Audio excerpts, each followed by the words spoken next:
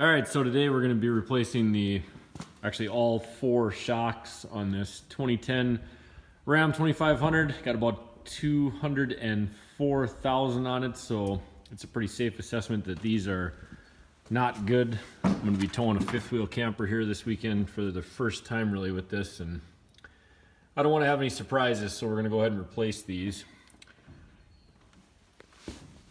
Got the shocks laying right over here. I'm going to put in some Napa, their Fleet series, I guess, called the Gas Grande. Fronts and rears. The rears are pretty straightforward. The fronts, a little bit trickier. Get out of the packaging, and you can see that this is one of the front ones. It's different from the rear.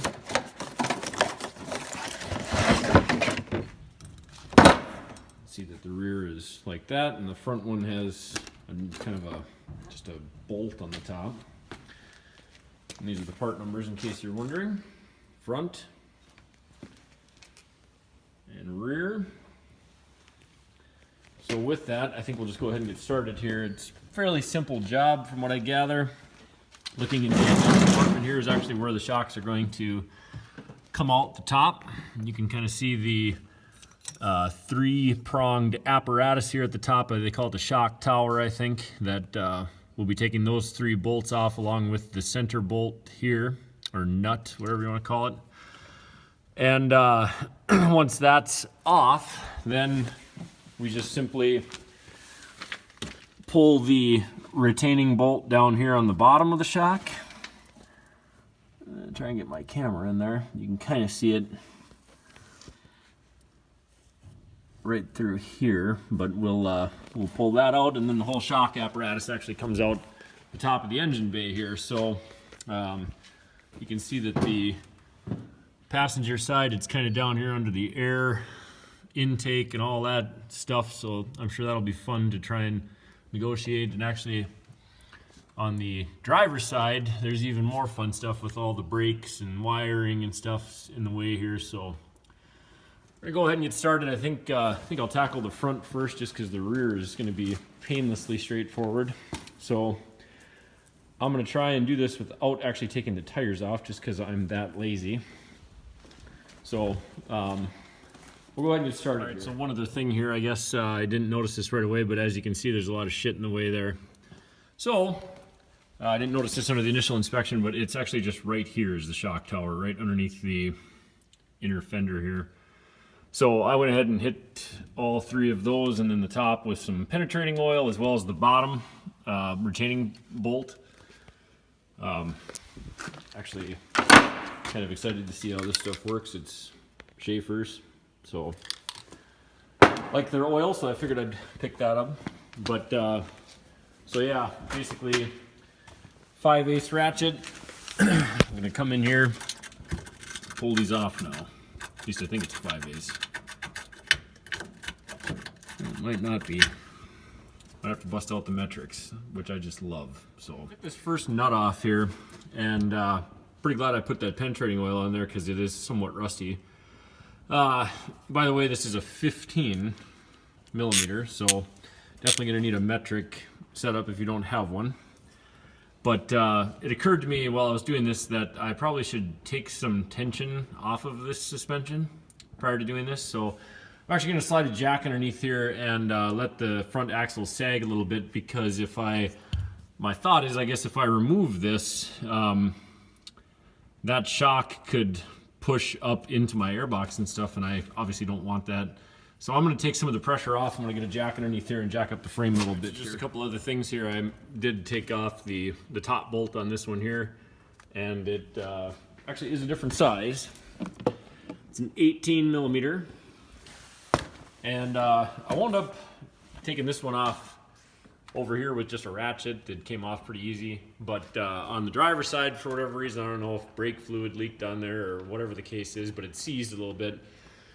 And I had to get out the impact, and it came right off, so that might be a little problem that you run into. I did notice underneath here that if that bolt turns, I mean, your options for getting in there and actually holding on to it, I don't even know what I would have done, I guess. And the last thing in the world well, it's not even a question of the last thing in the world. You do not want to heat any part of a shock up if it's seized. That's something that you do not want to do because they can blow up. So just FYI on that. So I'm going to go ahead and pull off the 3 tower bolts on each side now that I've got this disconnected, and then the lower bolts, and start pulling them out through the top. All right, so this is where we're currently at here. I got the 3 bolts off of the top, and as you can see, raising the suspension on this was a good call because this is all actually loose now, and I didn't shove anything through the air box or disrupt any of my electrical lines or screw anything up, so that was a good catch. The other thing is I wouldn't recommend doing this project, I guess, unless you have air tools and a vast assortment of extensions and breaker bars and such. You're definitely going to need a set of metric tools, sockets, because this is at least 3 different sizes now that I've seen. The top 3 bolts or nuts are a 15 millimeter. The very top center nut is a 18, and then there's a, like I said, this bottom retaining bolt that slides through the bottom there is actually a 21 millimeter, and you got to get in there through this little hole here, as you can see. So I mean, I had to use an extension and a you know, 1/2-inch impact to get that baby loose. Like I said, this thing has 200 and some thousand miles on it, and it wasn't exactly totally seized, but I would not recommend doing this project really, or any project on a vehicle without air tools. So something to consider.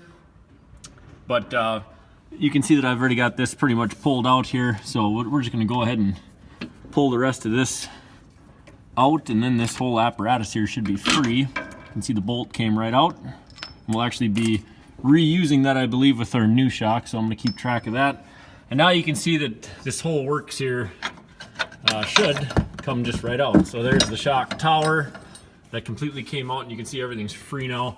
All I gotta do is just pull this baby right up through the top, which we're gonna do right now. Break my neck trying to get up here.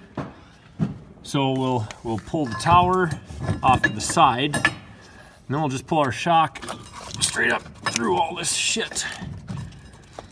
And of course there's air conditioning lines and everything else that are really being a pain in the ass right now. Okay, so there it goes. It actually wasn't too bad. And there you have it. It is pulled. So now we'll just compare this and make sure that we have relatively the same part here. I always like to do that when I'm installing this kind of thing.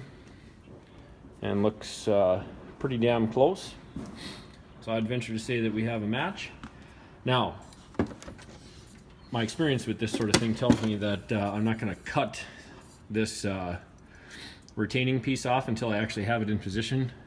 So don't get carried away and cut this off, because this thing will expand and it's kind of a pain in the ass to handle that you know, while you're doing your install. So leave this retainer on, and I'm going to go ahead and drop it in there. I probably should have 3 arms to do this, so I'm going to turn the camera off and do that quick. There was literally as easy as I said it was. Kind of having some issues down here getting my bolt hole aligned, so you're going to want to take a centering punch and just put it in there, and then kind of rock it like this to make sure that you have your bolt hole aligned, and then we should very easily be able to just slip our hardware back in here, which went in pretty easy. So now I'll just take my impact and tighten that up, and then on the top side here, as I said before, I left my retainer on, so I'm gonna put my shock tower back into place. Should have 3 arms if you're gonna film these YouTube videos. So there, the shock tower's back in place, and the last thing I'm gonna do, well, the last 2 things I'm gonna do is I'm gonna put my fasteners back on here, and then I'm gonna cut my retainer. The shock will expand and go right up in through the hole here, hopefully, where it needs to be. and then we'll put the rest of our hardware on here, and then this side will be done. So I'll go ahead and do that, and then I'll our nuts all fastened down again. And you know, some people might say, well, what do I torque that to? I don't really lose my mind over that sort of thing, especially with something like this. I mean, just snug them down. I just put the impact on there and torqued them down, and should be fine. So really the only thing that I have left to do is I set my bottom bolt all the way through. The bottom is completely fastened. So really all I have left to do is cut the retainer here. I did let the jack down and it closed some of this gap here. So you can see that the top part of the shock here is half-assed in alignment with the hole up here that it needs to go through. So I am pretty much ready to just cut this and let this thing expand and do its thing, and it should just go right in there. So I'm just going to take my side cutter and I'll let you see exactly how violent this is sometimes. So I'm going to cut the top so that that moves forward, and then see if I'd cut it in the middle, this plastic shit could kind of get bound up in there somewhere. So I don't want that to happen. So it'll just naturally retain itself down here if I cut it at the top. So I'm going to go ahead and cut it. And you can see that the shock deploys, kind of coach it right through that hole, and that's it. So now we're going to cut the bottom side of this retaining clip or plastic piece, and we'll get that retainer completely out of there.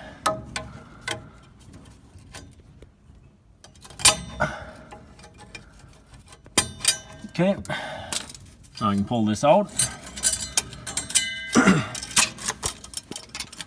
Oh, you are just stubborn, aren't you? Okay, there it is. Here's the retainer.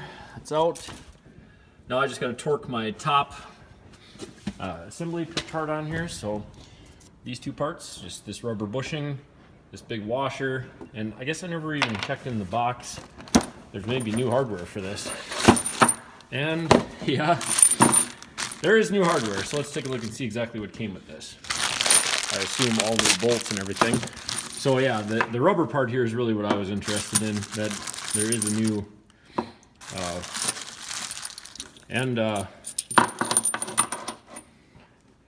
so there's new rubber bushings here, as well as the washer and a nut. So, you know, probably a good idea to replace that while we're here. So that's what I'll do. I'll use the new stuff. I'm going to go ahead and put that in. And as you can see, it's all just right here. So it's pretty easy to get to. So I'm going to go ahead and install. In my haste here, I missed a critical step. And had I examined my old parts a little better, I would have caught this. But so like I said, there's bushings that come with this. I was a little confused as to exactly why 2 rubber bushings came in the pack. But I quickly remembered that it makes no sense to have metal on metal. So you can see that on this old shock, there's a washer and a boot that fits underneath the shock tower. And then on the top of the shock tower, you have a boot, a washer, and a nut. So that's all fine and good. However, I made the critical error of cutting the retainer off of the shock and allowing it to uncompress in here. So it was a little bit of a bitch to actually get that pulled back down. I had to jack the pickup back up again so I could stuff the new boot underneath here, and you can see that I've now actually installed that. And what I'm talking about is right here. So you can see the washer and then the boot on the back side here. And then, you know, it's the same thing up on top, only in reverse order. So you've got your boot here, or your grommet, whatever you want to call it, that goes on right there. So it's touching the metal. And you've got your washer, and then you've got your nut. And the interesting thing about this is this nut is yet another size. It's actually a 19 millimeter. So that's a, what are we up to, 4 different sockets now? But So I'm gonna go ahead and tighten that down, and then this side is done. So I'll go ahead and do the other side, and then we'll move on to the back side. So on this side, I figured I'd redeem myself and actually install this correctly. So don't do what I did on the other side as far as cutting this right at this stage. In fact, I left the shock tower off over here just for this, but you can see you've got 2 bushings here and then 2 washers in your lock nut. So these bushings actually have this side, which has got these kind of textured surface and then a smooth surface. So what you want to do is you want these textured surfaces to meet together. So this bottom one here, on the bottom side of the shock tower, we'll go ahead and install our washer with the concave side up, and then install the bushing with the textured side up. And then now what I'm going to do is I'm going to reinstall my shock tower.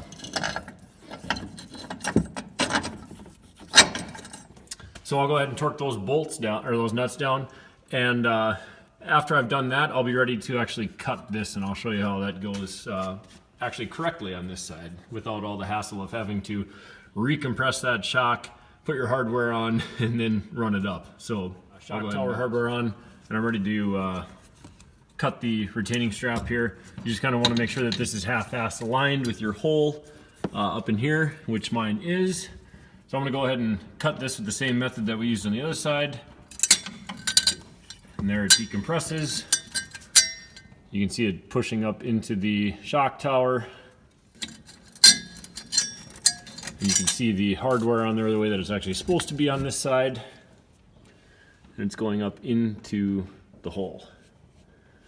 Kind of. There. Now it is. So I'm going to let the jack down a little bit now, and it'll close that gap a little bit. Get my light out of here, I'll break that. Ooh, a little bit faster than I liked, but worked out just fine. So now you can see that that gap is closed in there, and we're ready to fasten the top. And cut the rest of this retaining strap off, pull that out, and then we'll tighten the top, and then we'll move it. So here we are, top side again, and you can see that this isn't quite lined up. I can't get the camera in there. But you can kind of see how that isn't quite lined up.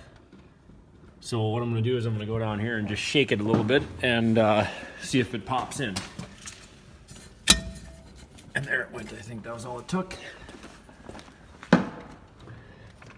So there you can see that bushing is actually totally centered in that hole now. So now we just do this in reverse order. So you can see this textured side is going to go right on top here.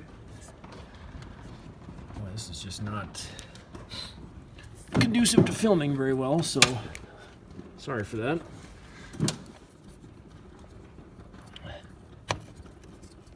Yeah, I'm gonna have to get way up in here.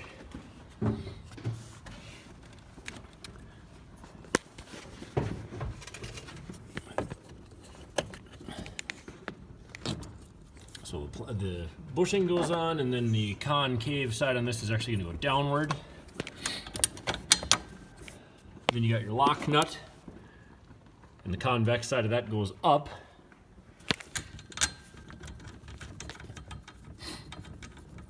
And I'll just zip that on with my impact, and we'll move to the back. So that is actually the correct way of doing this side. All right, so here we are at the rear of this Dodge, and you can see right here's the shock. Man, I really wish I would have washed this a little bit, but when you live on a gravel road like I do, and it's May and raining, this is what it looks like. So I already figured out that both sides, the nut and the bolt here, are size 21 metric.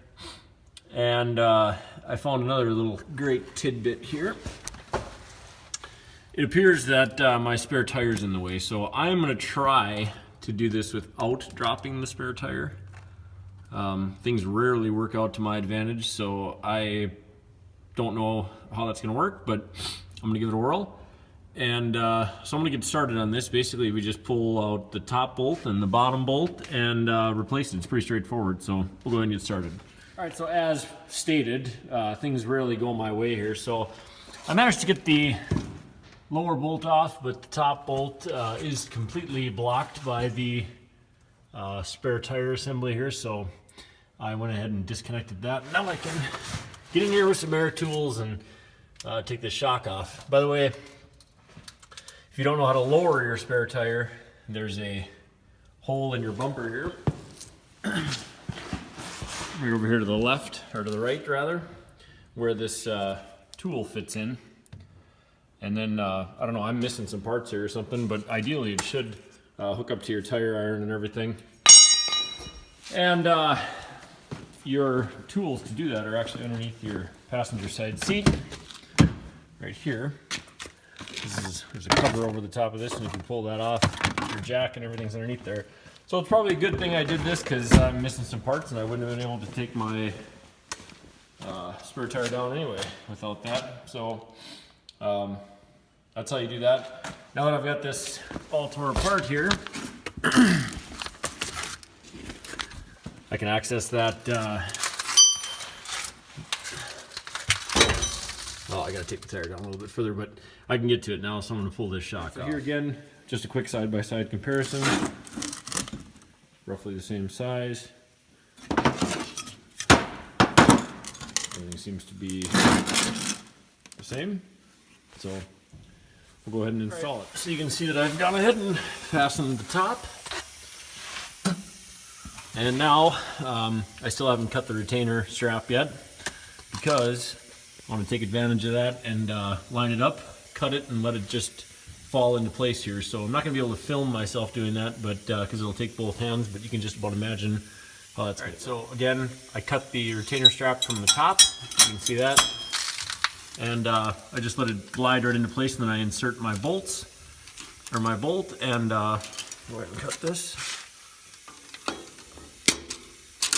Take the rest of the retainer off, get your nut, install your nut, and you're good to go. All right, so over here on the passenger side, quite a bit easier. Got the exhaust to kind of contend with here, but other than that, you can get pretty decent access to all the hardware here without all that much effort. One thing I guess I forgot to mention is if you didn't know what the top and the bottom was on this on these shocks, I mean it's fairly straightforward, but let's say you didn't know, the larger diameter side is always the top, and the bottom is the narrower side here. The reason for that is because if this was flipped upside down, you know, water and stuff would get into here and collect. So that's the reason. So I'm gonna go ahead and install this just like I did on the other side, and that'll be the end of this job.